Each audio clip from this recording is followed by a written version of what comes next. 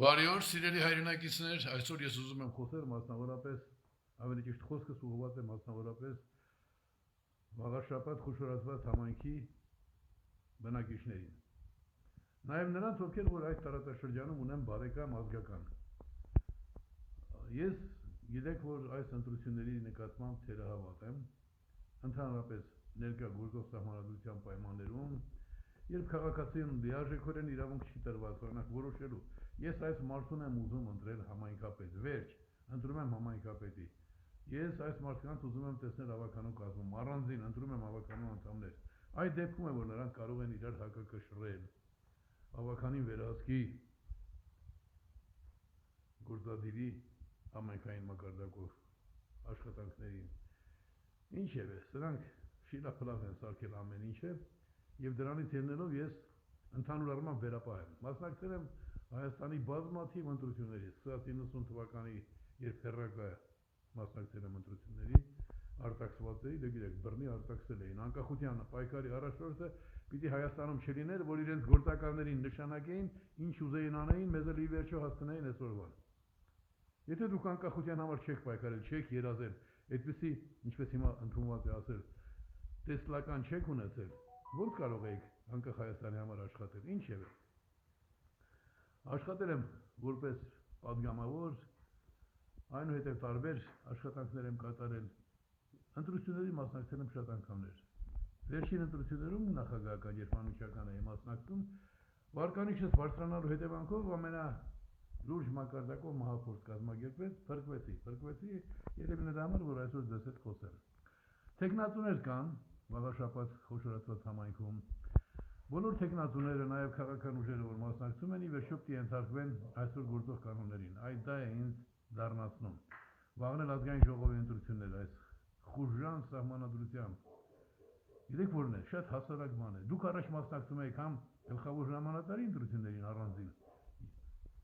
համ էլ մասնակցում եք խորհրդարանի ընտրություններին։ Այս իշխանասատկացները իրենց գործը հեշտացնելու համար, եւ քանի որ ընտրակաշառք էին շատ բաժանում, այդ ընտրակաշառքները քիչ տալու համար համ ժամկետը երկարացրին։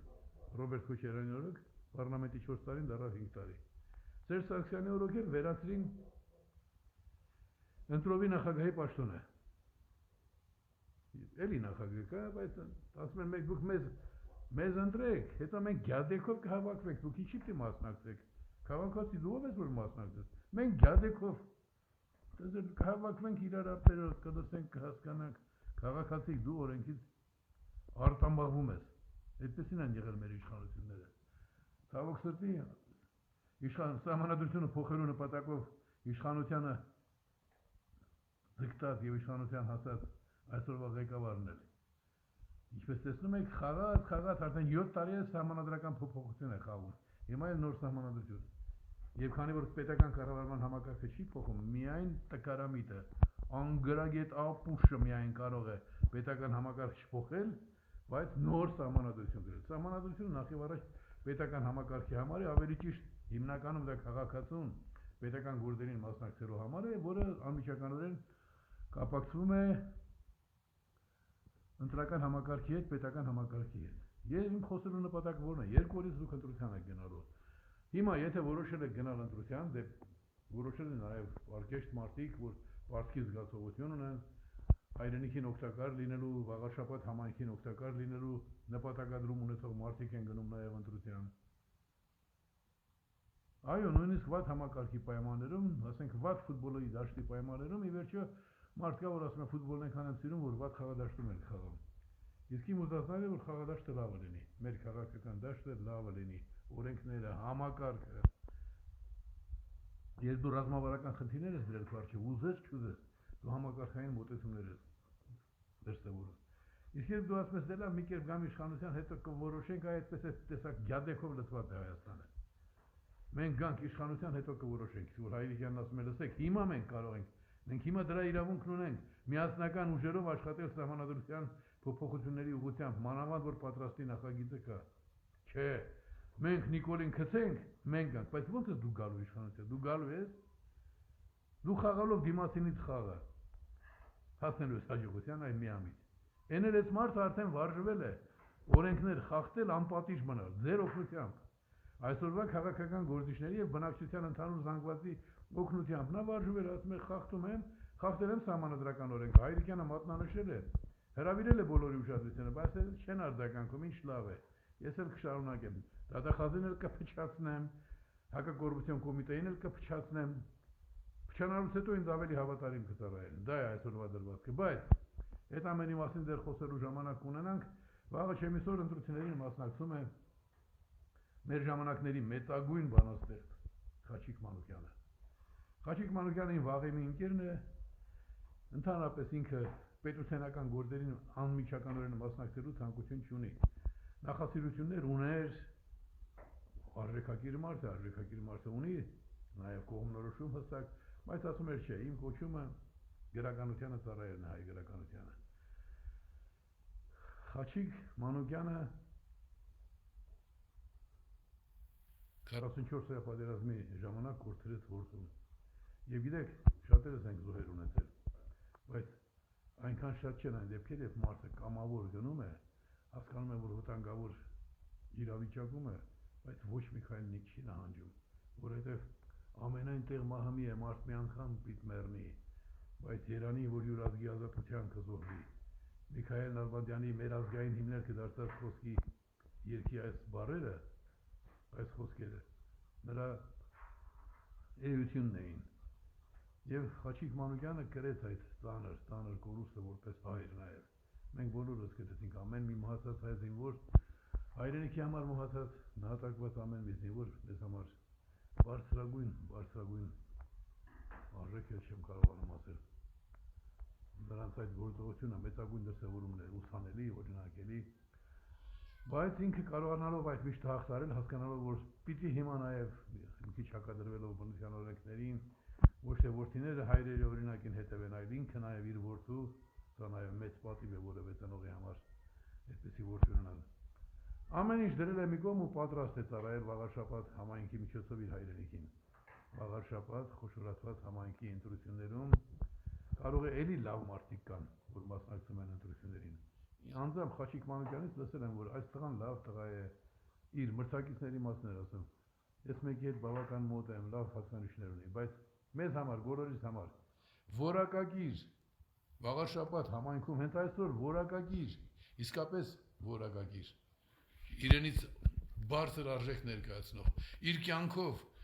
նվիրյալ լինել է, մարդկանց հանդեպ ունեցած իր սերը, մտերմությունը առաջնային համարող մարդը ճիշտ կլինի մանավանդ այս օրերին, երբ հայ առաքելական եկեղեցու նկատմամբ ոտնձգություններ են իրականացվում, ճիշտ կլինի, որ բոլորդ գնաք ձայն տակ Խաչիկ Մանուկյանին, ինչպես 1991 թվականին բոլորդ գնացիք ձայն տվեցիք Պարույր Հայրիկյանի ծրագրին, հիշում եք, չէ՞։ Պարույր Հայրիկյանը կարևոր չի,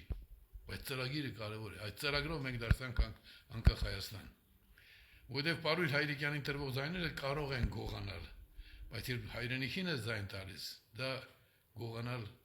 հնարավոր չի, եթե դրանք սրտանց տրված ձայներ են։ Եվ առայժմ մենք ունենք այդ դրական նախադեպը, բոլոր նրանք, ում պապերն ու տատերը 91 թվականին քվեարկել են անկախության օգտին, այսինքն լսել են ինձ, անկախության պայքարի առաջնորդին ու ձայն են տվել անկախության գաղափարին։ Այդ բոլորին ես կոչ եմ անում, այդ բոլոր մարդկանց թորներին, զավակներին կոչ եմ անում։ Հարգեք ձեր ծնողների ընտրությունը։ Ես Հայաստանի անկախության պայքարի առաջնորդս, որ ուզում եմ ունեմ ծրագիր, ունեմ հստակ բանաձև, սահմանադրության նախագիծ, որով Հայաստանի քաղաքացիները աշխարհում առաջինը կդառնան իրենց երկրի իրական տերը։ Հայաստանը կլինի ամենաժողովրդավարական երկիրը։ Դա իմ հիմնական առաքելությունն է, կյանքի նպատակը կարծես թե։ Նախկինում ինձ նույնիսկ ասում են անկախության սիմվոլ, ասում եմ այ մարդ ինչ սիմվոլ։ Ես կենթանի մարդ եմ, գործիչ եմ, անկախության պայքարի կազմակերպության ղեկավարն եմ եղել են երբանից 68 թվականից։ Ես ինչ սիմվոլ, բայց տեսեք նույնիսկ այդ սիմվոլ հասկացությունը ավելի կարևոր մի բան կա։ Դա այն է, որ քաղաքացին լինի երկրի տերը։ Եթե հայ մարդիկ երկրի տերն են, Հայաստանը ոչ պրո-ռուսական կլինի, ոչ պրո-թուրքական, ոչ պրո-ամերիկյան կլինի ինքնորոշական։ Հայ ազգը ազգային ինքնորոշման սկզբունքների տերը։ Խաչիկ Մանուկյանը իր առաջին հանրային քայլերը սկսել է մասնակցելով դեռ երիտասարդ ժամանակ Եղիցի լույս ԱԻՄ-ի Էջմիածնի պաշտոնաթերթներ, Էջմիածնի ԱԻՄ-ականների պաշտոնաթերթներ, այդ թերթի տպագրմանը եւ ի սկզբանե ինքը ինքնորոշման գաղափարը ողջ էությամբ հասկացած մարդկանցից մեկն է։ Սակայն անկախ այդ ամենից ունենք մերօրյա Եղիշե Չարենց։ Եղիշե Չարենցը որոշել է իր գործերը դնել մի կողմ եւ մասնակցել հանրային կյանքին։ Այն էլ մեր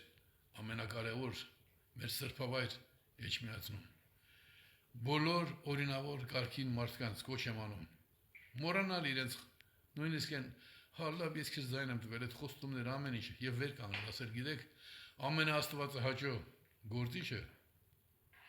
Խաչիկ Մանուկյանն է։ Ես այս անգամ ձայնս տալու եմ Խաչիկ Մանուկյանին։ Հիմա ես ձեզ հետ խոսում եմ, դուք կարող եք մտածեք, թե Խաչիկ Մանուկյանը կապ ունի սրա հետ։ Ոչ, ինքը չգիտեր, որ ես այսօր եթեր եմ դուրս գալու, այսպեսի կոչով հանդես գալու։ Բայց դա իմ պարտքը համարեց, իմ քաղաքացիական պարտքը։ Շատ խորհրդանշական է եւ ես կուզեի, որ դուք նախ թույլ չտաք, որ տարբեր տեսակի իշխանական լծակները շահարկող հանցագործներ ազդեն ձեր տրամադրությունների, ձեր հարևանների տրամադրությունների վրա։ Նրանք որ ճաշկերույթներ էին կազմակերպում մարդիկ ընտրությամբ պիտի գնան։ Ընկերներով հավաքվեք, ուրախացեք, քեֆ արեք, բայց կանչում եք մարդկանց, շահարկում եք նրանց քաղցած լինելը, այդ ամենի դեմը պիտի առնվի։ Այնպես որ վաղար շաբաթ խոշորացված համայնքի բոլոր բնակավայրերի բնակիչներ, Հայաստանի քաղաքացիներ, Հայաստանը կա ձեզնով, Աստված մեր նկատմամբ, մեր ազգի նկատմամբ բարյացակամ է լինելու ձեր պահվածքի շնորհիվ։ Այնպես որ մի արեք, որ ամենակարողը զայրանա ձեր միջոցով մեր բոլորի վրա, ասի սրանք են հայերը։ Եվ մեզ չարժանացնի իր բարեհաճության, իսկ դա ամենասարսափելի բանն է։ Դե, ձեզ բոլորից մաղթում եմ առողջ բանականություն, կարծեմ, եթե օրենքի այդ կարգը պահպանված է, վաղը ինչ հետաքրքիր ստացվեց, ես խոսում եմ իմ տանը, ժամանակավորապես դեռ իմ տունն է,